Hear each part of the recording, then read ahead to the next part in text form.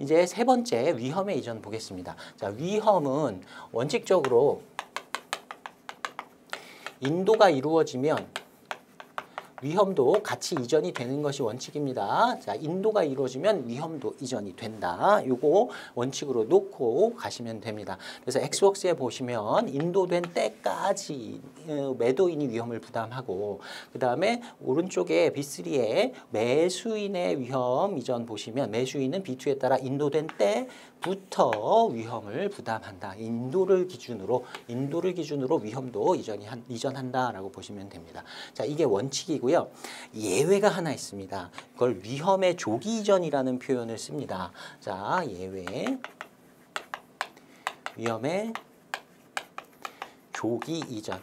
위험이 이전될 시기가 아닌데 미리 이전한다라는 뜻입니다. 이건 인코텀스에서 쓰고 있는 공식적인 용어는 아니지만 무역 실무 책들에서 이렇게 많이 표현을 하니까 혹시나 시험에서 이런 표현을 쓸 수 있어요. 자, 원칙적으로 인도가 이루어지면 위험이 이전되는 것이 맞는데 예외적으로 어떤 상황이 생겼어요. 그 상황은 뭐냐면 주로 매수인의 귀책 사유. 매수인이 뭔가 자신의 의무를 하지 않은 겁니다. 그래서 인도를 할 수가 없는 거예요. 매수인이 잘못했기 때문에 매도인한테는 아무 잘못이 없고 인도를 하려고 하는데 인도를 할 수가 없어요. 그 이유가 매수인이 잘못했기 때문에. 자, 이런 경우에 물리적으로 실질적으로 물품은 인도가 되지 않았지만 위험은 매수인이 부담하도록 하는 규정을 가지고 있습니다. 자, 만약에 이런 규정이 없고요. 인도가 되면 위험이 이전된다. 이 하나의 규정만 있다고 하면 매수인의 잘못으로 인도가 되지 않은 경우에 위험 부담을 매도인이 계속해야 되니까 불합리한 상황이 생깁니다. 자, 그런 불합리한 상황에서 잘못한 건 매수인이니까 인도가 제대로 되지 않았다 하더라도 위험은 매수인이 부담하도록 한다라는 규정을 두고 있어요. 그걸 위험의 조기 이전이라고 하는데 예외적인 상황이고 이것도 시험에 나온다고 하면 난이도가 굉장히 높은 축에 속합니다. 우리 시험에서는 잘 나오지는 않을 겁니다만 이런 개념이 있다라는 정도는 알아두시면 좋겠습니다. 자, 위험의 조기 이전에서는요. 엑스웍스부터 DDP까지 공통사항들이 있어요. 공통적으로 위험의 조기 이전이 되는 상황은 매수인의 귀책 사유, 그 중에서 매수인이 매도인에게 무언가 알려줘야 되는데 통지를 제대로 하지 않은 경우에 매도인이 뭔가 알려주기로 했는데 그 정보가 없기 때문에 인도를 할 수가 없는 상황들이 생기거든요. 그래서 매수인이 매도인에 대한 통지를 제대로 하지 않은 경우에 위험의 조기 이전이 발생하는 게 첫 번째 그 위험의 조기 이전 사유다. 이건 11가지 규정에 다 공통적으로 이렇게 적용이 된다라고 보시면 되겠습니다. 자, 그 내용을요 이렇게 표시해 놨습니다. B3에 규정된 상황에서 발생하는 멸실 또는 훼손은 예외로 한다. 그 상황들을 우리가 통틀어서 위험의 조기 이전 이렇게 얘기를 합니다. 자, 그 위험의 조기 이전 상황을 엑스웍스에서 보시면요. B3에 뒤에 보시면요. B10에 따른 이건 숫자는 외우지 않으셔도 됩니다. B10에 매수인의 통지 의무가 규정이 되어 있는데요. 통지를 하지 않았다. 매도인이 매수인에게 알려줘야 할 사항들이 있는데 그런 통지를 하지 않았다라고 하면 그 위험 부담의 시기가 나와 있는데 그 시기는 안 보셔도 될 것 같고요. 물품의 멸실 또는 훼손의 모든 위험을 매수인이 부담한다. 다만 물품은 계약의 물품으로 명확히 특정되어 있어야 된다. 자, 위험이 이전하기 위해서는 반드시 물품이 특정되어야 할 걸 요건으로 합니다.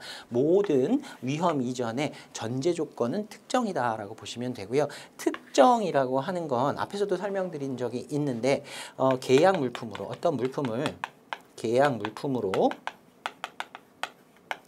구분, 확정하는 행위를 특정이라고 합니다. 엑스웍스에서는 매도인이 자신의 영업소에서 매수인의 처분의 물품을 두기만 하면 된다 그랬어요. 그러면 인도가 이루어지는데 예를 들어서 매수인이 나중에 내가 3월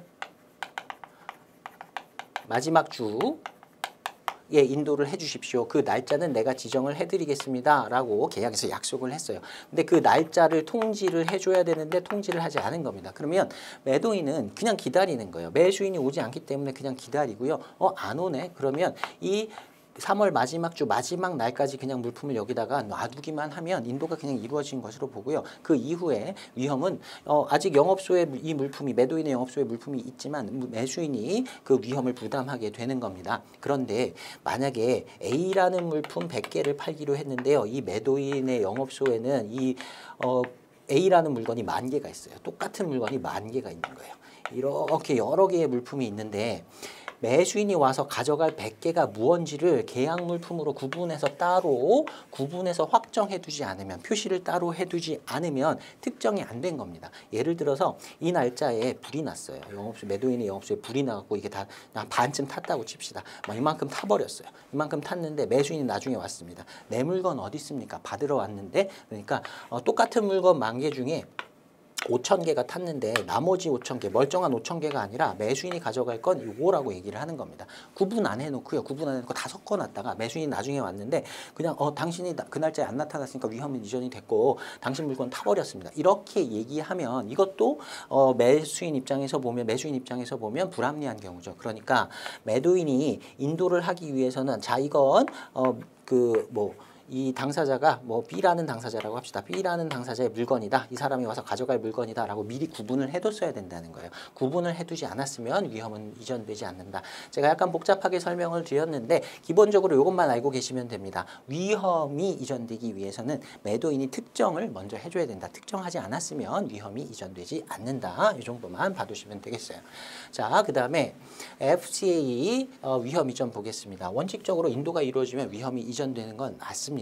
그런데 F규칙에서는 매수인이 운송계약을 체결하고 운송인을 보내거나 배를 보내기 때문에 매수인의 통지 이게 더 중요해집니다. 다른 규칙보다도 더 중요합니다. 그래서 B3의 중간 내용 보시면요. 만약 매수인이 운송이나 제3자를 지정하지 않거나 매수인이 운송계약 체결하고 그 운송인이 누군지를 알려줘야 되는데 알려주지 않는다거나 지정은 해놨는데 매도인한테 통지를 해주지 않는다거나 이런다면 매도인이 누구를 만나서 물품을 인도할지 모르죠. 이러면 이제 매도인이 인도를 할 수가 없기 때문에 위험의 조기 이전, 위험은 매수인이 부담한다는 겁니다. 매도인이 물품을 인도하지 않았지만 매도인의 잘못은 없기 때문에 매수인이 위험을 부담한다는 거예요. 또는 매수인이 지정한 운송인을 만났어요. 그런데 어떤 이유에서든지 수령하지 않은 경우, 물품을 갖다 줬는데 인도에서 가져가세요라고 했는데 물품을 운송인이 못 가져가는 겁니다. 어떤 사정이 있던 간에 아무튼 그렇다면 자, 이 경우에 F규칙에서 보낸 운송인, 매수인이 보낸 운송인은 매수인의 대리인이라고 볼 수 있어요. 매수인이 지정한 당사자이기 때문에 그 운송인이 잘못했다라는 건 매수인의 잘못이고 물품을 수령하지 못했다라고 하는 것도 매수인의 잘못이 되는 겁니다. 그래서 위험이 이전된다. 여기도 마찬가지로 물품이 특정되어 있어야 한다는 걸 전제 조건으로 달고 있어요. 자, 그 다음에 FAS, FOB도 마찬가지입니다. 마찬가지인데 여기서 보시면 FAS, FOB에서는 해상운송 전용 조건이기 때문에 그 내용이 조금 더 자세하게 나와 있어요. 만약에 매수인이 어떤 배를 보내겠다 알려주지 않았다라고 인도를 할 수가 없기 때문에 인도 자체가 안 될 거고요. 만약에 통지된 대로 배가 이제 지정이 됐어요. 그래서 어떤 배에다가 옆에다 갖다 놓든지 본선 적재를 해야 되겠다라고 생각을 하고 있는데 정시에 정해진 날짜에 배가 도착하지 않습니다. 또는 배는 들어왔는데 어떤 이유에서든지 물품을 옆에다 놓거나 선측에 놓거나 본선 적재를 할 수가 없어요. 또는 일찍 선적을 마감하고 그냥 떠나버렸어요. 아직 인도 시기가 남아있는데 어떤 이유에서든지 배가 먼저 떠나버렸어요. 이러면 역시 이 선박도 매수인이 보낸 선박이니까 매수인의 대리인이고 매수인이 잘못한 거나 마찬가지입니다. 매도인에게 잘못이 없기 때문에 이런 경우에도 위험은 조기에 이전된다. 역시 여기서도 물품이 특정되어야 한다는 걸 전제로 하고 있고요. 자, 이제 C규칙으로 넘어갑니다. 자, C규칙에서 주의하실 건 C규칙 뒤에 나오는 장소는 목적지이지 인도지가 아니다. 위험 이전되는 장소가 아니다라는 겁니다.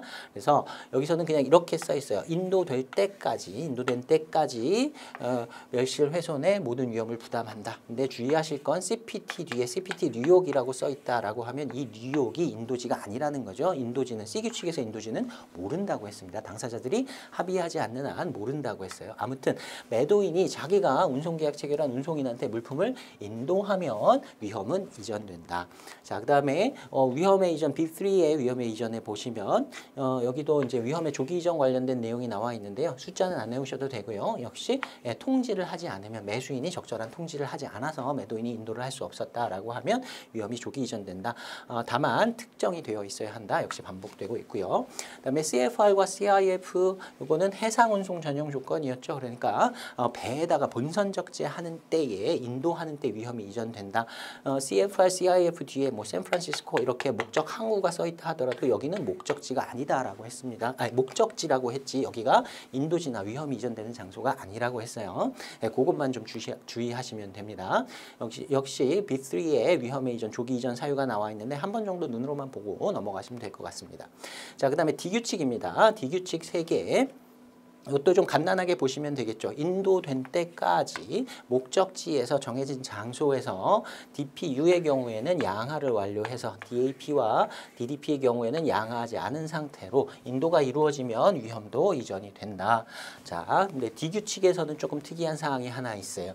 D규칙에서는 인도의 장소가 수입국이기 때문에 수입국의 어딘가에서 물품을 인도해야 되기 때문에 수입 통관이라고 하는 절차가 필요하죠. 수입 통관이 제대로 되지 않는다라고 하면 매도인이 그 장소에서 물품을 인도할 수가 없게 됩니다. 우리가 지난 시간에서도 이 내용은 잠깐 언급한 적이 있어요. 그래서 매수인이 이것도 역시 숫자는 안 외우셔도 되고요. B7에 나온 의무가 수입 통관 의무 또는 수입 통관 조력의 의무입니다. 이행하지 않는 경우에. 그래서 매수인이 수입 통관을 해주지 않는다라고 하면 인도할 수 없기 때문에 위험이 이전된다. 이렇게 보시면 되고요. 근데 DDP의 경우에는 수입 통관을 매도인이 자기가 직접 하도록 되어 있죠. 그러니까 DDP의 경우에는 매수인이 수입 통관 안 해줘도 되는 거 아니냐. 근데 세부 내용을 보면요. 매수인이 매도인이 수입 통관할 수 있도록 도움을 주도록 되어 있습니다. 이게 이제 매도인의 경우에는 다른 나라, 남의 나라에 가서 수입 통관을 하기 때문에 그 나라의 어떤 사정 이런 걸 모르는 경우가 있고요. 어떤 경우에는 수입 통관을 하기 위해서 그 나라에 있는 수입자가 어떤 서류를 제공해 줘야 되는 경우들도 있습니다. 그런 경우들이 있기 때문에 수입 통관 DDP에서 매도인이 수입 통관을 한다 하더라도 매수인이 조력의 의무를 다하지 않으면 매도인이 수입 통관을 할 수 없는 경우도 있어요. 그래서 그런 경우까지 다 합쳐서 그래서 DAP와 DPU의 경우에는 매수인이 수입 통관하지 않으면 DDP의 경우에는 매수인이 수입 통관에 대한 도움을 주지 않아서 수입 통관을 못했다라고 한다면 위험이 이전된다. 이렇게 보시면 되겠습니다.